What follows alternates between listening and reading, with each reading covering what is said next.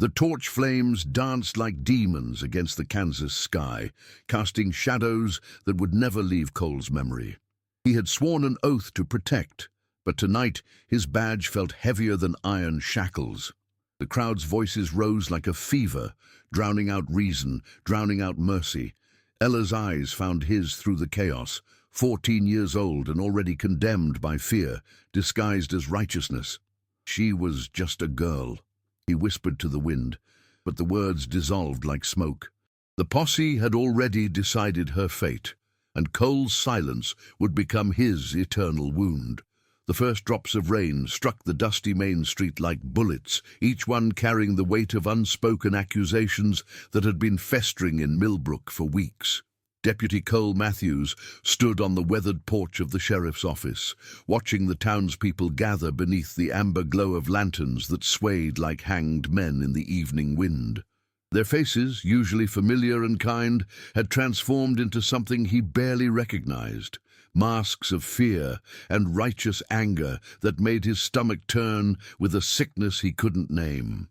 The storm clouds above mirrored the darkness that had settled over their small Kansas town, where neighbors had become strangers and whispers had become weapons sharper than any blade.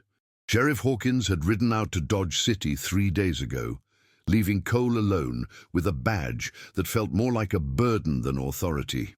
At 29, he had seen enough of the world to know that fear could make good people do terrible things. But he had never imagined it would come to this, not in Millbrook, not to a girl who still braided wildflowers in her hair. The accusations had started small, as they always did. Strange dreams, sick cattle, milk that soured too quickly. But fear was like wildfire in drought season, consuming everything in its path until reason became ash and mercy became a luxury no one could afford. Cole's hand instinctively moved to his holster, though he knew his gun would be useless against the enemy they faced tonight. Ella Morrison had lived on the outskirts of town with her grandmother since her parents died of fever 2 winters past. She was a quiet child, with eyes too old for her 14 years, who helped the elderly with their chores and sang hymns in the church choir with a voice like morning bird song. But grief had a way of making people suspicious, and when old Mrs. Henderson claimed she saw Ella talking to shadows in the cemetery, the whispers began. Soon, every misfortune in Millbrook found its way back to the Morrison cabin. Every failed crop, every stillborn calf, every child's nightmare became evidence of something dark and unnatural. Cole had tried to reason with the townspeople, but reason was a language they no longer spoke. The crowd had swelled to nearly 50 souls, their torches creating a constellation of hatred against the darkening sky. Cole recognized faces he had known since childhood. Tom Bradley, who used to give him penny candy at the general store. Martha Clemens, who had taught him his letters in the one-room schoolhouse. Even young Billy Patterson, barely 16 himself, clutching a torch with hands that should have been holding books instead of fire. They moved with the terrible unity of a pack. Their individual consciences dissolved into something larger and more dangerous than any single person could be. The rain began to fall harder, but the flames of their torches refused to die, as if fed by something more substantial than oil and cloth. From his position on the porch, Cole could see the Morrison cabin in the distance, a small silhouette against the prairie that seemed to shrink with each passing moment. Smoke rose from its chimney in a thin, innocent line that would soon be joined by flames of a different kind. He thought of Ella inside, probably helping her grandmother with evening chores, unaware that her world was about to end in the most terrible way imaginable. The girl who had once brought him fresh eggs from their chickens, who had smiled shyly when he tipped his hat to her on Sunday mornings, was about to become the sacrifice this town demanded to appease their collective fear. Cole's throat tightened as he realized that his oath to protect and serve had become nothing more than empty words carved on a badge that carried no real power. The crowd began to move, a dark river flowing toward the Morrison place with Cole trailing behind like a reluctant shadow. Each step felt like a betrayal of everything he had once believed about justice and law, but he followed anyway, telling himself that his presence might somehow make a difference. The rain continued to fall, turning the dust beneath their feet into mud that clung to their boots like the weight of what they were about to do. As they walked, Cole heard fragments of conversation carried on the wind, justifications and rationalizations that sounded hollow even to those who spoke them. But the momentum was unstoppable now, a force of nature as inevitable as the storm that raged above them, and Cole knew that by morning nothing in Millbrook would ever be the same again. The Morrison cabin sat like a wounded animal against the vast Kansas prairie, its windows glowing with the warm yellow light of oil lamps that spoke of simple evening rituals, supper being cleared, dishes being washed, prayers being whispered before sleep. Cole's heart hammered against his ribs as the mob approached, their torches creating a hellish procession that seemed to mock the peaceful domesticity of the scene before them. Through the thin walls, he could hear the faint sound of Ella's voice reading aloud to her grandmother, probably from the worn Bible that had belonged to her mother. The innocence of that sound, a child's voice speaking words of comfort and faith, made what was about to happen feel like the greatest blasphemy ever committed under God's vast sky. Old Mrs. Morrison appeared in the doorway first, her frail frame silhouetted against the lamplight, like a ghost already half departed from this world. At 73, she had buried 2 husbands, raised 6 children, and survived droughts, floods, and the kind of hardships that carved character into a person's soul like wind-carving stone. But tonight, facing the mob that had come for her granddaughter, she looked smaller than Cole had ever seen her, a sparrow facing a hurricane with nothing but fierce love as her shield. Her voice, when she spoke, carried the tremor of age, but none of fear. "What brings you to my home at this hour, with fire in your hands and darkness in your hearts?" The question hung in the air like an accusation, and for a moment the crowd wavered, remembering who they used to be.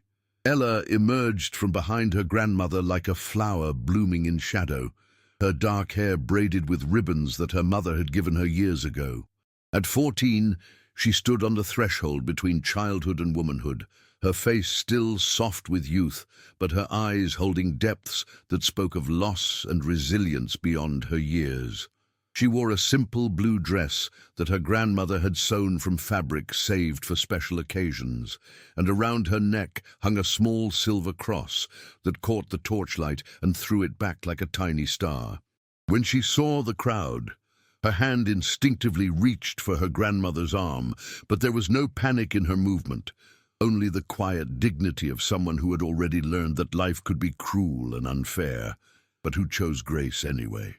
Tom Bradley stepped forward, his torch held high like a banner of righteousness, though his voice shook with the uncertainty of a man trying to convince himself as much as others. "We've come for the girl," he announced, the words falling from his lips like stones into still water. "The town has decided. She's brought darkness to Millbrook, and it has to end." Behind him, the crowd murmured their agreement, a sound like distant thunder that spoke of collective guilt shared among so many that no single person had to bear its full weight. Cole watched from the edge of the group, his badge feeling like a lead weight against his chest, knowing that he should step forward, should speak up, should do something, anything to stop what was happening. The rain had intensified, turning the ground around the cabin into a muddy quagmire that seemed to mirror the moral swamp they had all stumbled into. Water ran down Cole's face, mixing with tears he didn't remember shedding, as he watched Ella take a step forward to shield her grandmother from the crowd's anger. "I haven't done anything wrong," she said, her voice clear and steady despite the terror that must have been coursing through her young heart. "I've lived as my grandmother taught me, as my mother taught me before she died. I've harmed no one, wished ill on no one. If there's darkness in this town, it doesn't come from me."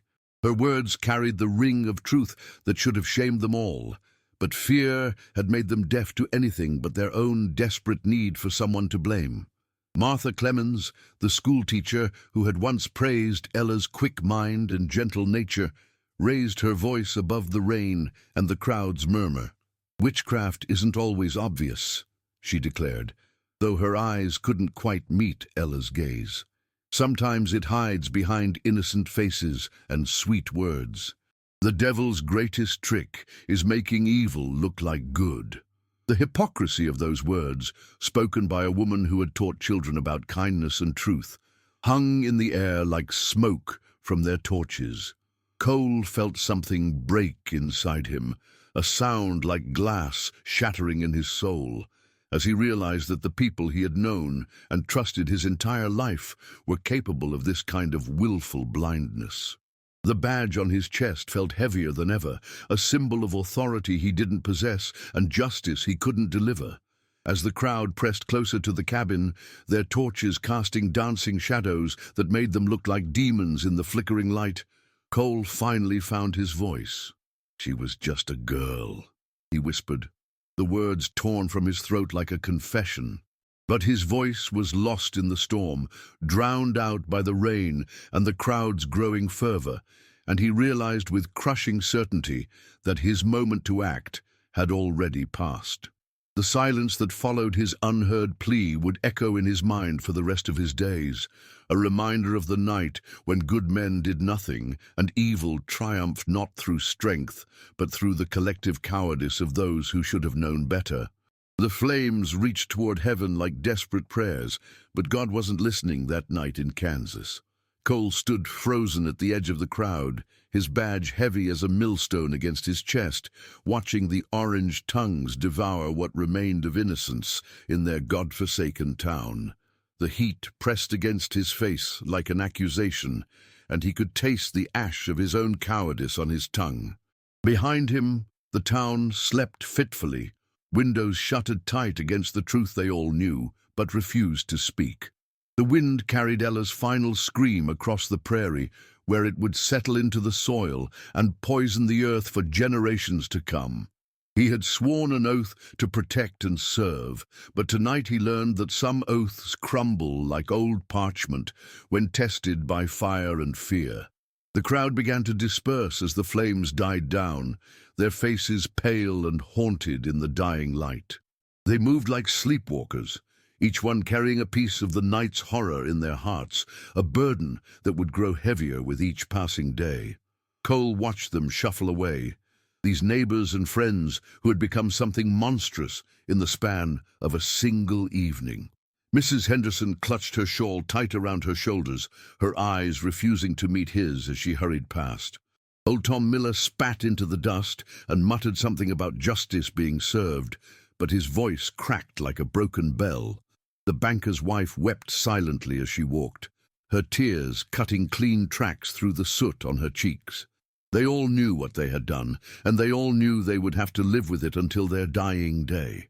The sheriff emerged from the shadows like a ghost, his face carved from granite and just as cold. He had been conspicuously absent during the burning, hiding in his office, while his deputy stood witness to the town's descent into madness. Now he approached Cole with the careful steps of a man walking on thin ice, his eyes darting between the smoldering remains and the younger man's stricken face. "It's done," he said simply, as if those two words could somehow absolve them all of their sins.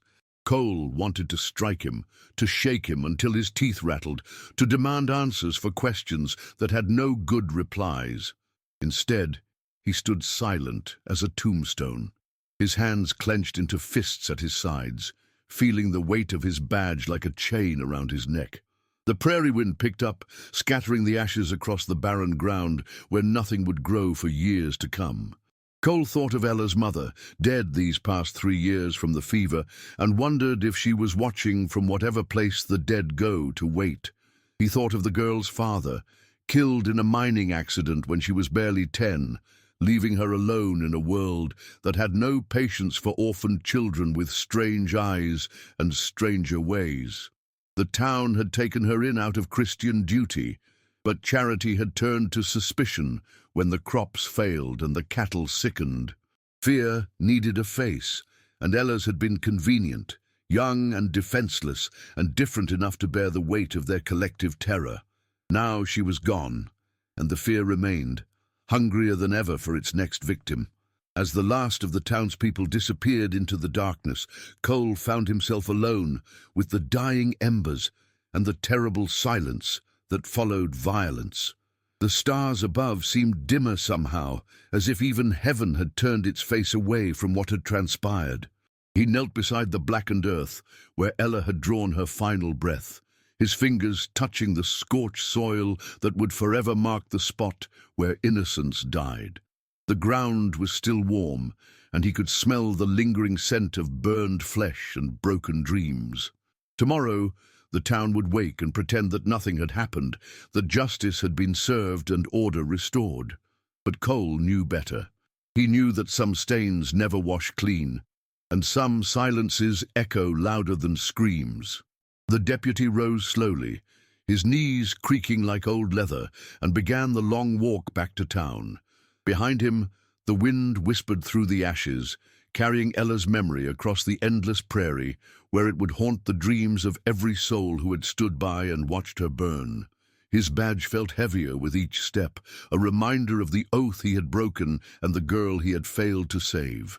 The darkness swallowed him whole as he walked, but he knew that dawn would bring no relief from the weight of what he had witnessed.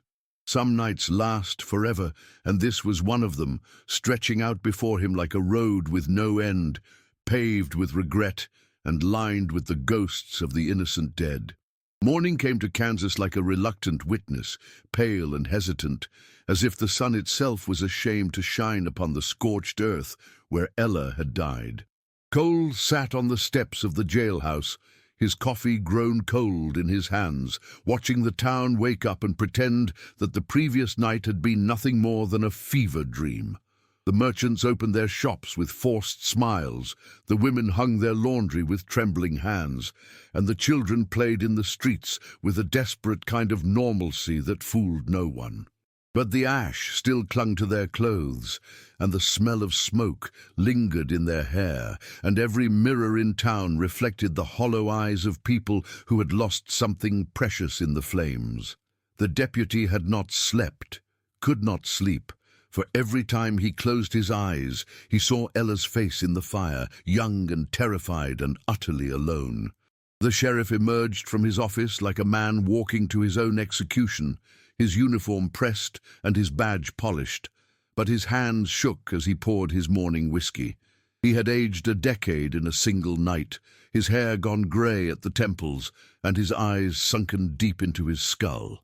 "We did what we had to do," he said to Cole, but his voice carried no conviction, only the desperate hope that repetition might make the lie true. The deputy said nothing, just stared out at the street, where children played hopscotch over the very ground where their neighbors had gathered to watch a girl burn. The silence stretched between them like a chasm, filled with all the words they could not say, and all the truths they could not face. Outside, the wind picked up, carrying the scent of ash and regret through the open windows. Mrs. Henderson came to the jailhouse around noon, her face pale as winter snow, and her hands clutching a basket of bread that no one would eat. She had been one of the loudest voices in the crowd, screaming accusations and demanding justice. But now she looked like a woman who had seen her own soul in a mirror and found it wanting. "Deputy Cole," she whispered, her voice barely audible above the wind. "I keep seeing her face. That poor child's face." She set the basket down with trembling fingers and backed away as if the bread itself was cursed. Cole watched her retreat. This woman who had helped condemn an innocent girl, now seeking absolution from the very man who had failed to save her. The irony was bitter as wormwood and twice as hard to swallow. The afternoon brought visitors from neighboring towns, drawn by rumors and whispers that traveled faster than wildfire across the prairie. They came seeking details, hungry for the story of the witch who had been burned, their eyes bright with the kind of excitement that feeds on others' misery. Cole turned them all away with words sharp as broken glass, but they lingered at the edge of town like vultures, picking at the bones of tragedy. The sheriff hid in his office, claiming illness, leaving his deputy to face the curious and the cruel alone. Each question was a knife twist, each eager face a reminder of how quickly civilization could crumble when fear took the reins. By evening, Cole's patience had worn thin as paper, and his faith in humanity had burned away like morning mist. As darkness fell once again, the deputy found himself walking toward the place where Ella had died, drawn by a compulsion he could not name or resist. The ground was still black and barren, a scar upon the earth that would take years to heal, if it ever did. He knelt in the ashes and tried to pray, but the words stuck in his throat like thorns. What God would listen to the prayers of a man who had stood by and watched innocence burn?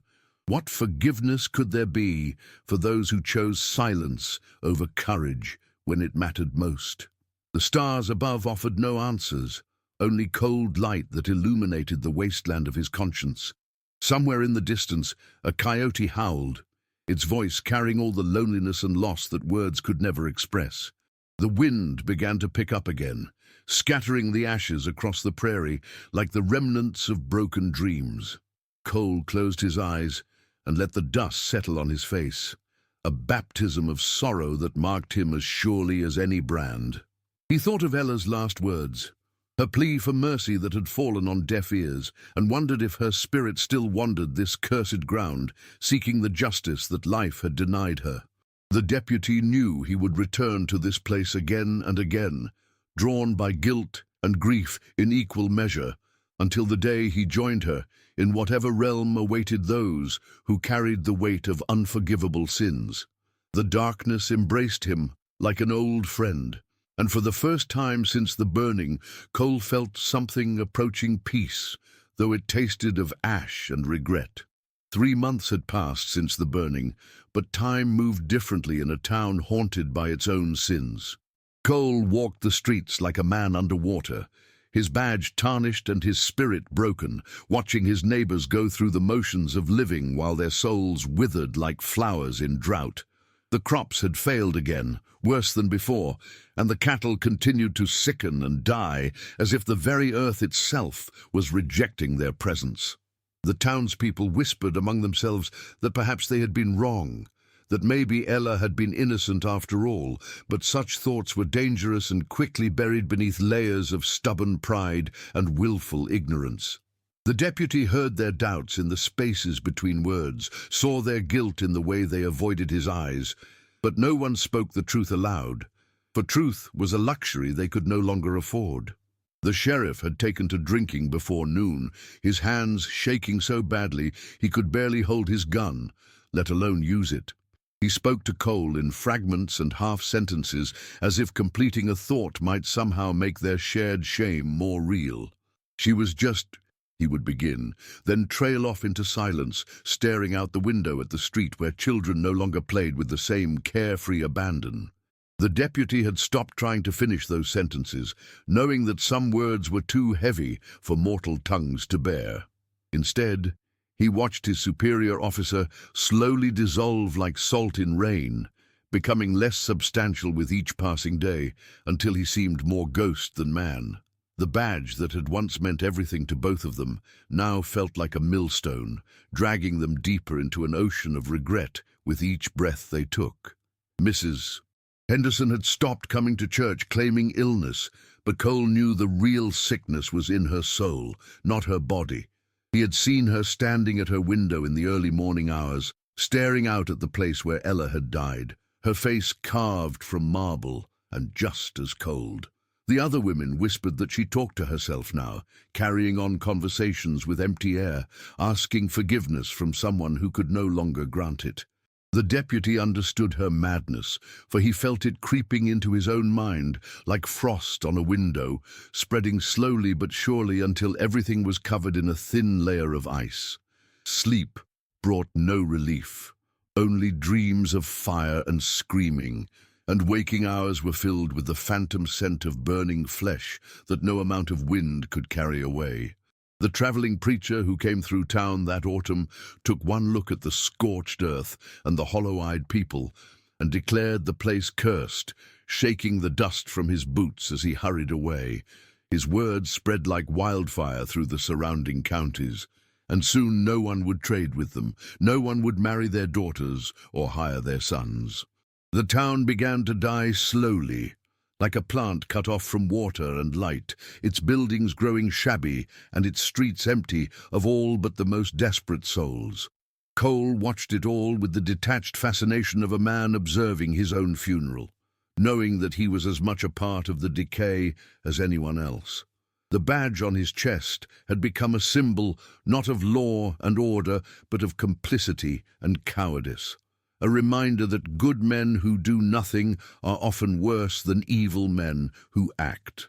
On the anniversary of Ella's death, Cole found himself once again at the place where she had burned, but this time he was not alone. A small wildflower had somehow managed to grow in the blackened soil, its petals white as fresh snow and pure as the innocence they had destroyed. He knelt beside it with tears in his eyes, finally understanding that some things could survive even the worst that humanity had to offer. The flower swayed in the evening breeze like a prayer made manifest, and for the first time in a year, the deputy felt something approaching hope stirring in his chest. Perhaps redemption was possible after all, not through forgiveness or absolution, but through the simple act of remembering and bearing witness to the truth. As the sun set over the Kansas prairie, painting the sky the color of old blood, Cole made a decision that had been building in his heart for months. He unpinned his badge and laid it beside the flower, a small offering to the memory of a girl who had deserved so much better than the world had given her. Tomorrow he would leave this cursed place and never return, carrying Ella's story with him like a sacred burden, telling it to anyone who would listen, so that her death might serve as a warning to future generations. The wind picked up one last time, scattering the ashes that remained and carrying his whispered promise across the endless expanse of grass and sky. I will remember you, Ella. I will remember, and I will make sure the world remembers too. The darkness fell like a curtain on the final act of a tragedy, but somewhere in that darkness, a small white flower continued to bloom, defiant and beautiful and utterly alone.